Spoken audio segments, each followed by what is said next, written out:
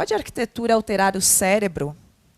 Nessa reportagem, contava a história de um lugar que fica em San Diego, que se chama Instituto Salk, que é um instituto médico de pesquisas. O fundador deste instituto, o Dr. Salk, que era um médico, ele buscava a cura de doenças, fazia pesquisas em vários lugares do mundo. E quando ele foi passar um tempo na Itália, estudando, na época, era a cura da poliomielite, ele se deu conta de que, quando ele estudava em ambientes diferentes, a experiência dele no estudo era diferente. Então, tinha lugares que ele conseguia se concentrar mais, outros nem tanto. E aí, conta essa história, que quando ele estudava dentro dessa basílica, que é a Basílica de São Francisco de Assis, na Itália, ele conseguia ter mais concentração, ele conseguia ficar mais tempo estudando. O cara, um médico. E daí esse médico, que já tinha uma vontade de criar um centro de pesquisa então nos Estados Unidos, ele começou a se dar conta de que o ambiente físico impactava então num comportamento, num estado da pessoa para uma atividade.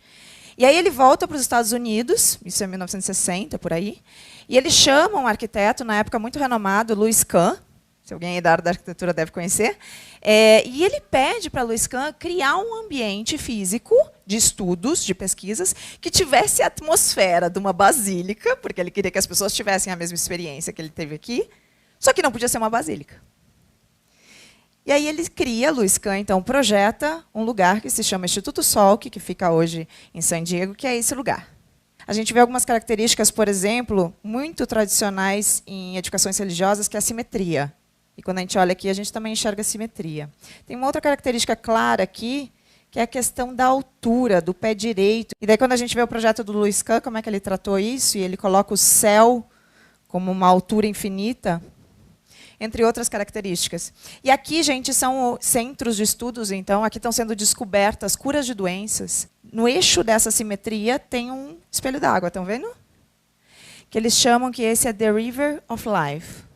Tudo que está sendo descoberto aqui, pesquisado aqui, os médicos, os cientistas, estão disponibilizando para a humanidade, aqui está o Oceano Pacífico, através deste rio. Mas fica ainda mais interessante quando, exatamente no período da Conferência de Neuroarquitetura, porque é lá que acontece, o sol se põe exatamente no eixo desse espelho d'água. Eu realmente entendi a relevância desse assunto e o quanto a gente deveria, como arquitetos, como designers, olhar também para a área da saúde. A gente projeta para pessoas. E quando a gente consegue fazer um ambiente que arrepia, a gente tem certeza que realmente o ambiente está impactando.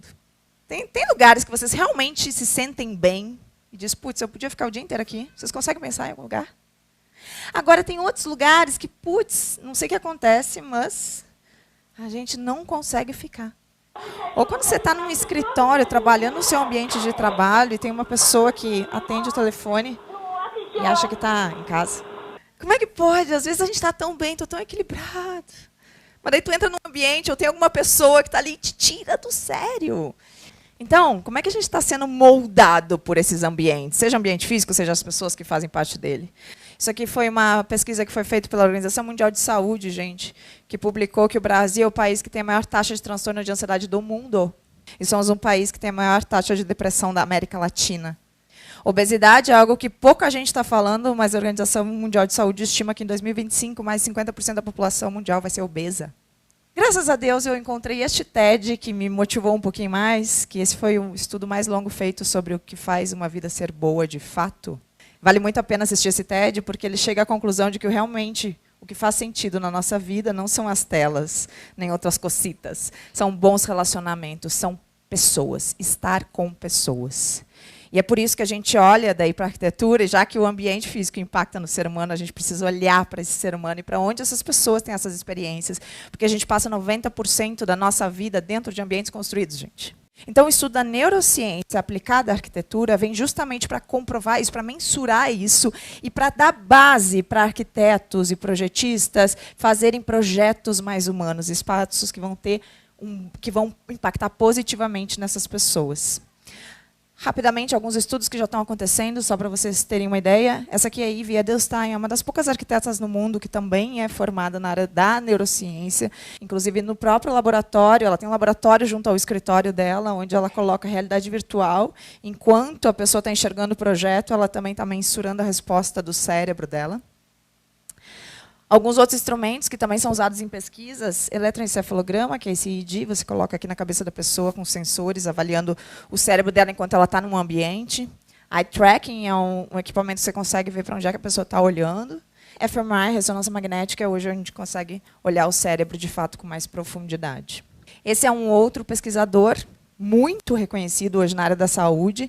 Então, ele trabalha fazendo principalmente pesquisas na área de ambientes hospitalares e quanto isso impacta na recuperação de pacientes, por exemplo. E tem uma pesquisa que ele fez já há algum tempo, mas até hoje ela é muito citada em artigos científicos, que é essa aqui, que fala sobre o impacto que tem a recuperação de um paciente, por exemplo, que passou por uma cirurgia, e ele fica num ambiente, num quarto, com uma vista para a natureza, ou então aqueles que ficam num quarto com uma vista para uma parede de concreto. E daí ele comprova e demonstra que quem está se recuperando, enxergar a natureza, diminui muito o tempo de internação, o consumo de medicamentos. Stan Stanback é uma pesquisadora que publicou um livro que ficou também muito reconhecido, que se chama Healing Spaces, Espaços de Cura, que ela também comprova como é que os ambientes nos ajudam em curas de doenças. Ela tem também um TED, que ela explica principalmente, batendo muito na tecla da natureza, quando a gente enxerga a natureza, que áreas do cérebro são ativadas e que hormônios são liberados para a gente sentir mais prazer e bem-estar. E essa aqui é uma outra pesquisadora que hoje, na última conferência de neuroarquitetura nos Estados Unidos, ela foi muito citada. Hoje ela foi considerada uma das 10 pessoas mais influentes em design de saúde pela Healthcare Design Magazine, que é o Pali Nanda. E ela está trabalhando num projeto hoje, que ainda não está concluído isso, mas é a nova sede, novo campus da Universidade de San Diego. E aqui eles trabalharam direto com profissionais da área da saúde, porque eles identificaram que estudantes de faculdade têm sérios problemas de estresse, de depressão, e principalmente de obesidade, nesse caso, nos Estados Unidos. Então, a ideia desse campus era realmente criar um ambiente físico que estimule essas pessoas a terem novos hábitos de saúde, inclusive. Então, uma das estratégias que eu achei bem interessante, o ponto da onde chega as correspondências, por exemplo, nos Estados Unidos hoje tem muito isso da Amazon, né? Você compra tudo pela Amazon. Então, esse ponto de retirada desses pertences que chega, ele está bem distante dos centros de convívio dos estudantes para fazer com que as pessoas caminhem até lá. Outra estratégia que eles usaram aqui são escadas, que eles fizeram escadas muito mais atraentes para as pessoas subirem mais de escada do que usar o elevador, entre outras questões.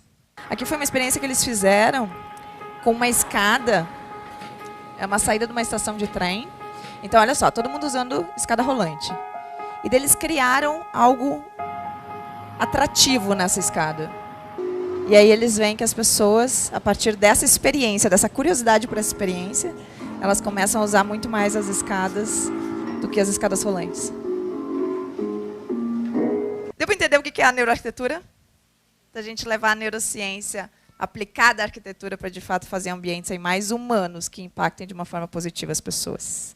Agradeço demais aí. Depois a gente volta a conversar.